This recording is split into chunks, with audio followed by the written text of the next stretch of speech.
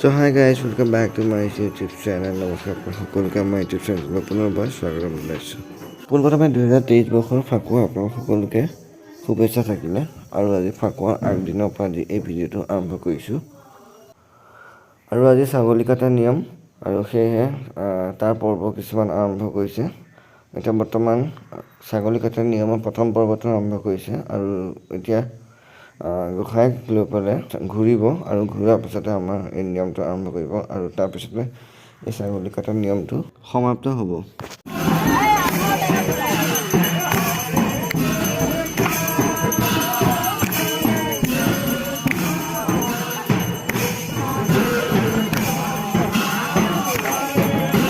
আচলতে ছাগলী পোৱা বুলি ক'লে অৰিজিনেল একেবাৰে ছাগলী পুৰি দিয়া নহয়, মানে এটা নিয়ম এটা কৰিব লাগে সৰু সুৰাকৈ, কিন্তু মানে অৰিজিনেল ছাগলী লৈ পেলাই এই নিয়মটো কৰোৱা নহয় আমাৰ ইয়াত।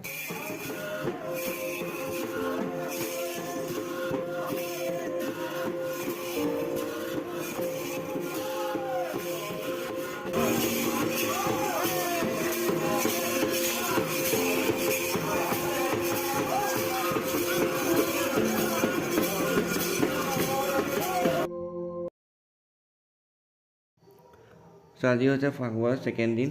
ফাৰ্ষ্ট দিনটো ছাগলী কটা নিয়ম নীতিৰে পাৰ হৈ গ'ল আৰু সেইখিনি হয়তো এতিয়া আপোনালোকে দেখি আহিলে।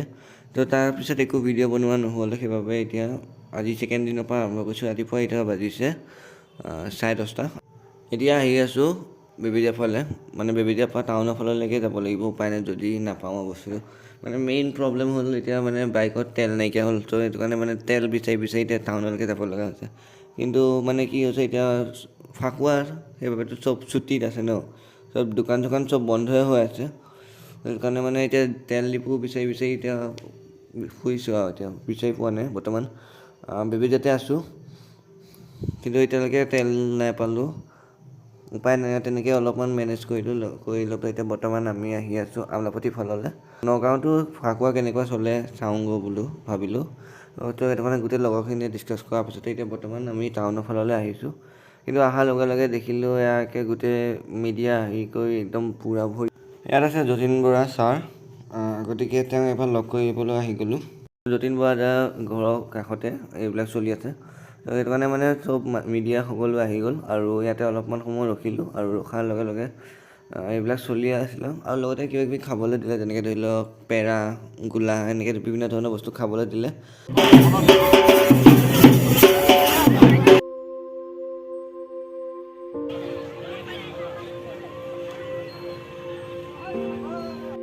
আৰু এনেকৈ গোটেই নগাঁওখন ঘূৰিলোঁ আৰু এতিয়া প্ৰায় 2টামান বাজিব হৈছেহি আৰু সেইকাৰণে এতিয়া ঘৰলৈ যাওঁগৈ আৰু গোটেই নগাঁওখন ঘূৰি কৰি মেলি এতিয়া ঘৰলৈ যাব ওলাইছোঁ।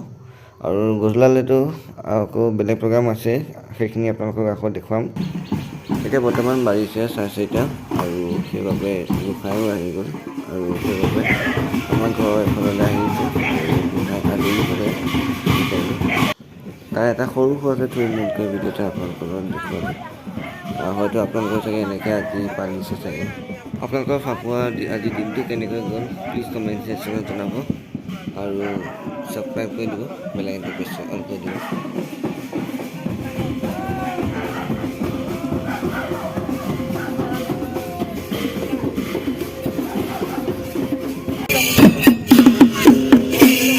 ৰথযাত্ৰাৰ থুলমূলকৈ আপোনালোকক অলপ দেখুৱালোঁ আৰু ইয়াৰ পিছত হয়তো মোৰ ভইচটো শুনিবলৈ অলপমান বা ভিডিঅ'টো চাবলৈ অলপমান টান পাব পাৰে, তাৰ বাবে ক্ষমা প্ৰাৰ্থী। আৰু ভিডিঅ'টো আহক অলপমান আনন্দ উপভোগ কৰোঁ।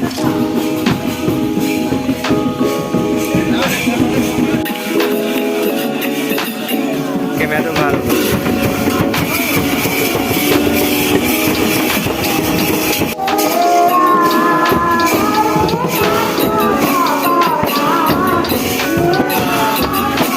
জানিব পৰা মতে এই থানখনৰ পৰম্পৰা বৰদোৱা থানখন হোৱাৰ আগৰ পৰাই ইয়াত প্ৰচলিত আছিলে আৰু তাৰপিছত বৰদোৱাত আহিল, তাৰপিছত তেনেকৈ বাঢ়ি গৈছে। বৰ্তমান এইটো বিষয়ে বহুতো মানুহে কয় আৰু মই বৰ্তমান এটা তথ্য পাই পেলাই আপোনালোকৰ লগত আগবঢ়ালোঁ আৰু তাত যদি কিবা ভুল হৈছে ক্ষমা কৰি দিব।